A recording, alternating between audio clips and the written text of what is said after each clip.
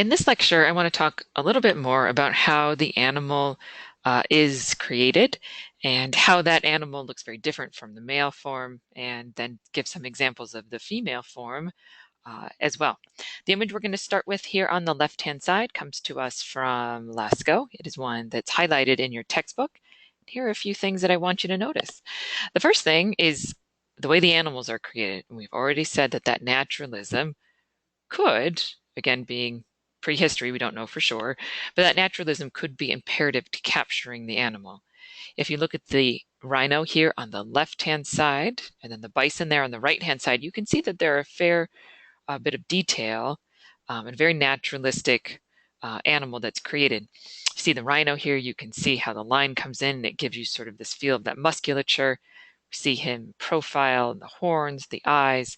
Here we have the fringe across the bottom. Our bison looks like he has been sort of impaled. He's got guts or something gross coming out here of the bottom. So there's a fair bit of detail. But what I want you to see is this male figure in the center. Clearly a male figure. You can see his pretty prominent genitalia there. He has some kind of bird staff. He could even have some kind of bird mask on his face there. But what I want you to see is his body and how that relates to the body of the animal. While the animal is very naturalistic, the male form that we see here is much more stylized. When something is stylized, it means it's really sort of pared down to its sort of essential components. So for his body, you get a rectangle. For his arms, you get a line. You don't get quite as much detail, so he's stylized. He's really pared down. It's the least bit of information given in order to make out the form. So when you think of stylized, think almost sort of the way a child would draw. A smiley face is a circle. 2 dots for the eyes, 1 dot for the nose, and a curved line for a smile. That gives you enough information to know what you're looking at, and that's a nice example of being stylized. So we've had naturalism and stylized or stylization. Here's the next image I want to look at to give you another term, and that's the Venus of Willendorf that you see here on the right side. Back in my day, she was called the Venus of Willendorf. Now we kind of call her the Woman of Willendorf because Venus denotes the sort of a religious purpose for her. And we don't really have evidence that she was used in a formalized religion. So we've given her now the term Woman of Willendorf. All right, so with the Woman of Willendorf, we want to talk about this term abstraction. So from naturalism, there's stylization, and now there is abstraction. Here's your definition.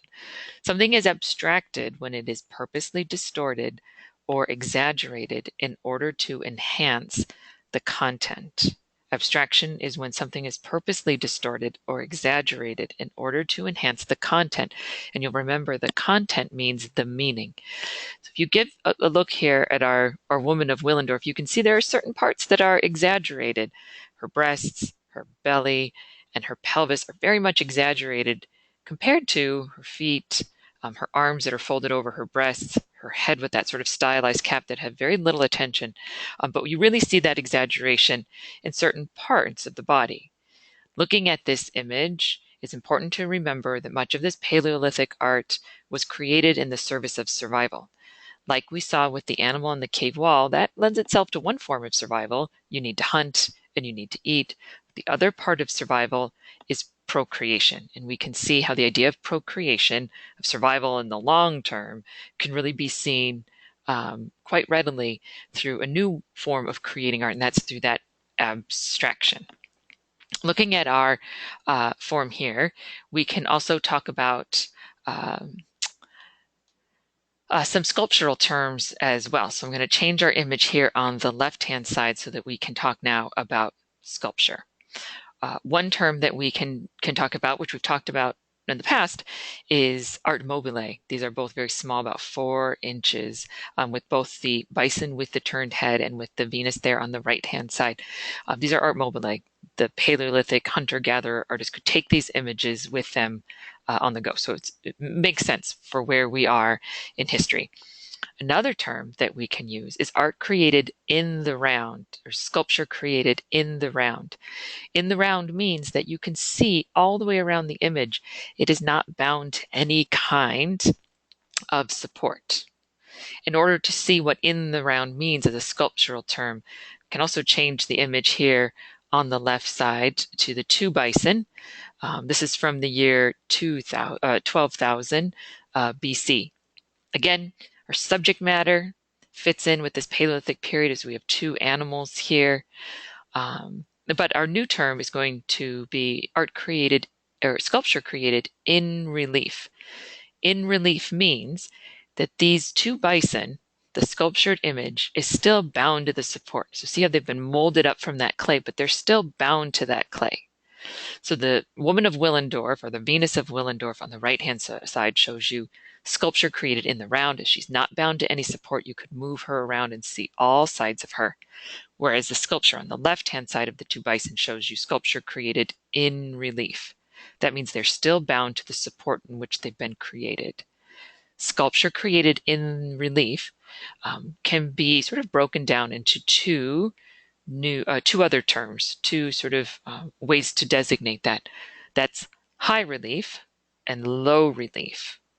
High relief means that more than half the width of the body is sticking out from the support. So see how you can see around his rump all the way around to the other side.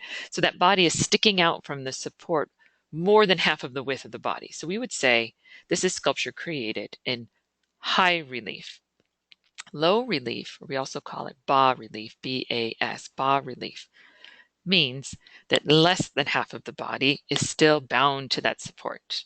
And because we can see more than half the body, you would not use that here. So you would be correct to look at this image and say, oh, that's a relief sculpture. You'd be even more specific to say that's a high relief sculpture.